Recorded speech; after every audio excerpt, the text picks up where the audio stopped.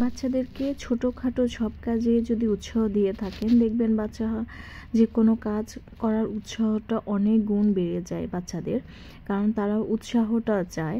বড়রা যদি বাচ্চাদের সাথে তাল মিলিয়ে চলতে পারে, বাচ্চাদের ভাষা বুঝতে পারে, তাহলে কিন্তু বাচ্চাদের সাথে বাচ্চা হতে পারে, তাহলে কিন্তু বাচ্চারাও সেভাবেই বড়দের সাথে নিজেকে অ্যাডজাস্ট করে ফেলতে পারে।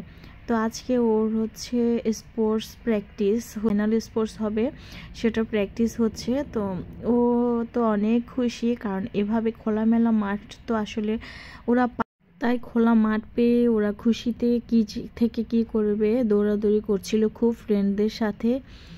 এই তো ফাইনাল খেলা কি হয় দেখা যাক। আমরা মামে নানু বাড়িতে আছে, আজকে রাজোয়ার স্পোর্টস প্র্যাকটিস চলতেছে।